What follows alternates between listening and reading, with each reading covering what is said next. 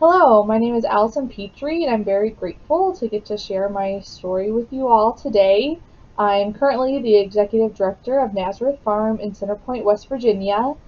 Maybe a few of you have made your way here one summer.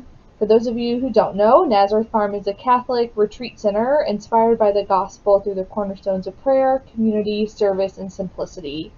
We provide affordable home repair for low-income households in our rural community, but also throughout the year we host high school and college students on service immersion trips. Nazareth Farm is ran by myself and a group of volunteer staff who are mostly recent college graduates who dedicate their time to living and committing their lives to this community to work with young people as well as our local homeowners.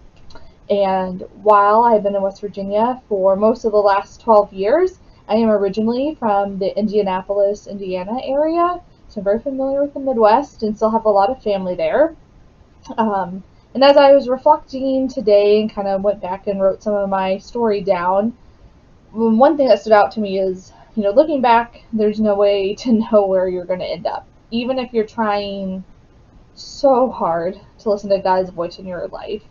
God has plans beyond what we can fathom. And that's not to say we shouldn't do our best to listen and to discern and to add prayer into our lives. But it is important to know that we can listen, and sometimes what is being told to us or what we dream that's going to happen is going to just exceed everything that we could imagine. And so going back, growing up, faith was present in my life, but not, I would say, not a priority to my family. We went to Mass on Sunday, Christmas, Ash Wednesday, and Easter, and I went to Sunday school because you had to get your first communion and confirmation. I think, we prayed very simply before meals, and I do remember my grandpa having all kinds of religious relics in his house. And I went to public school, which, wouldn't change, and provided me a lot of opportunity. But I would say that I was really, in 8th grade when I went through confirmation was, did choose to continue on with my Catholic faith and be confirmed. But things really changed in high school. For the first time in years, I don't remember growing up having a youth minister in our parish, but when I was in high school, our parish hired a youth minister, and for some reason I went, as a freshman. Maybe my parents did that discerning for me. Maybe, I don't know, maybe they had pizza or something. And in general, it was definitely one of the best decisions of my life. And I think it helped direct me very much to where I am today. And still looking back, this youth minister, Katie, I probably haven't seen her in maybe a decade, though we see each other on social media, and we stayed connected while I was through college. I mean, she was an amazing saint in my life. She was probably right out of college. She went full force into a new community. She was not from where I grew up. And yeah, she just really loved us and presented God in a way, that I don't know, I didn't know. I had never known, and brought just young people from our different public schools and from our Catholic schools all together to really create a community, that was unafraid, that got to share together, that didn't always meet in church. It really showed me that church is beyond the four walls of your parish or your classroom, that it's out in the world, that it can be anywhere, and you can have those discussions about God, about prayer, anywhere. We would always meet at Borders bookstore, which doesn't exist anymore, but very much like a Barnes and Noble, and we would sit and have smoothies and hang out as a group. And during my senior year, I did go on a senior retreat, like a Kairos, which they had for all the public school kids in our Archdiocese of Indianapolis, which was amazing and is so great. And in that really dedicated 4 days, being on retreat with people who were just like me, who were, getting ready to go to college, who maybe were involved with a youth group but didn't have prayer in school or specific religious education, a chance to just really take time to be truly open, to truly listen and be challenged to hear how God is talking to you. I know some of you will get to go on it if you have not already. And I'm not going to spoil anything, but senior retreat, asks you to think about who you are and to find your story, which I am sharing today. And you, as young people in high school, do have a story to tell, and it's important to know that whatever your story is right, and it is where God is in your life. Some of you might have felt God's call your whole life, or then prayer is super easy, and some of you might be like, I have no idea who God is to me. He's really failed me in some ways. God has been distant or scary, and that's okay. All of our stories are what they are, and they're valuable, and they have decades more for your stories to be written for you. And so, as you're in school now, as you have time, which maybe doesn't feel like it, to take time to be open and to listen and to let God challenge you in new ways and to feel the call, whatever that might be, and to go with it.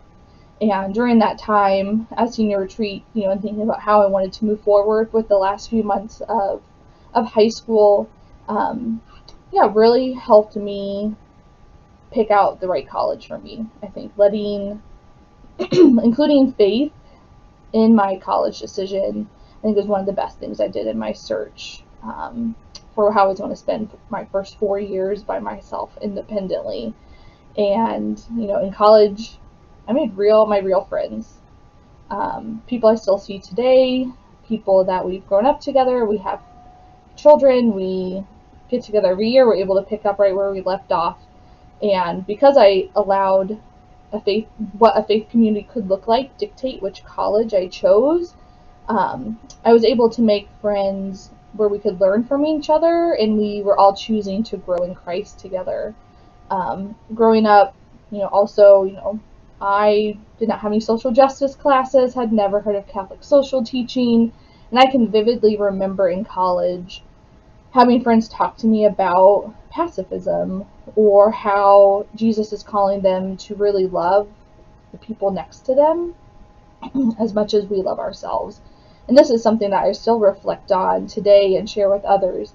This idea that, one of the greatest commandments is to love one another as Jesus has loved us, or to treat others as how you would like to be treated. And if we think about how much we love ourselves, hopefully, or as we get older, the amount of money we spend on ourselves, the $150,000 you might put into college loans for yourself, the food you feed yourself, the cars you buy, the clothes.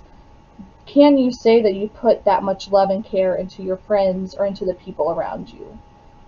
And just taking time to really, think about how my friends who are mostly Protestants in college, really showed me that Christ is not Christ just at church on Sundays, that Christ is really, part of our whole lives and part as everything that we do. And so as we were growing and I was learning and doing all the fun college things that there are to do, and taking time for prayer, and I worked with the youth group briefly in college as well, which was really wonderful. I got to go on my first ever service trip. In my mind, it was a mission trip, really fun, get out and about, do something cool. But I got to go to Nazareth Farm, and there it was amazing. I don't know, I had never done service outside of maybe a Saturday food pantry deal, or serving soup somewhere, and this was this real feeling of how the gospel can look on earth. How, it's not, these faith communities, these people doing years of service is not, a one-off, just do it for a year and go back to your life. Like, this is a community that had been around for more than 30 years, and now more than 40 years, and they're doing it. Life can be lived, we can all choose to live as Jesus calls us to do, with one another, with openness, with peace, with simplicity, and a real desire to share and be communal. So as I was in my junior year of college, I knew that I wanted to do service after graduation. I had a degree that if I wanted to practice it, I had to get a master's, and I felt like there was a life to live. There were people in the world, and I needed to do something outside of school, which I had been in for 16 years or so at that point. And while this place, Nazareth Farm, which I had loved and grown and really felt like I could truly be myself, that I found God in prayer, felt like the home that I wanted, I didn't want to get too attached, in case they didn't want me, but in case I was just making a decision I wanted without including God in that. So I spent a lot of time discerning my whole senior year of college and giving myself options. I applied to a lot of different places. I did a lot of phone interviews. I went to visit some different organizations, and when I was at Nazareth Farm again, it was just like, this is where I know God is calling me. I don't think I have that many very clear moments where I feel like God is telling me something, but in that moment when I was leaving, I felt like I need to be back here, and this is where I'm supposed to be back. And fortunately, they invited me to live there right after college, and I had no idea what I was in store for. Being at home, being in college, you're very much protected. You know what you have to do every day. But a first job, a community of people who are like-minded, who are there to not only do work together and pray together and have fun together, but there to make each other better, is really difficult. And I learned a lot from my community, who were from all over the country, from my homeowners who had grown up in a place that I knew nothing about but had chosen to live, as well as home repair skills and in general a real love for a place. I really have grown to love this community of Appalachia and of West Virginia, and my neighbors down the road, and the politics, and my friends who run other nonprofits throughout the state, to know that we're all fighting for this community that's often misunderstood and often not taken seriously and just looked down upon. And so I decided when I was leaving Nazareth Farm after almost 3.5 years, that I was going to get my social work degree and go to grad school, and I wanted to be in Appalachia. I was choosing to live here to make this place better for the future, for all the folks who not only choose to live here, but grow up here and are born here and maybe are told that it's not the best place. So I, got to stay in West Virginia for grad school, studied, did things, really became more, integrated into what it looks like to live in a place and be into a community and do other things with other nonprofits and not be so consumed with work. And I was fortunate to find a partner, find my current husband, David, and grow together, as he had also transplanted to West Virginia from the Midwest for a job and to work for streams and other watersheds that had been polluted by coal mining. And so he had chosen to spend his time in West Virginia as well. And as we developed our relationship, which had ups and downs, as maybe a whole nother conversation about what it is to find your life and to figure that out. We decided, as I was in grad school and wrapping up, I took a job, and this position at Nazareth Farm to be the executive director opened up, and I said no. I told a lot of people no. I'm just graduated. I have a job I like. I'd like to stay in it. I have a lot to learn. And within 2 months of saying that, I just felt like this was my chance. I remember crying. I remember just openly knowing that if I didn't do this now for the place that I love, for the community I live in, Doddridge County, I wouldn't do it again. I wouldn't, move back here with multiple kids, or if we moved across state lines.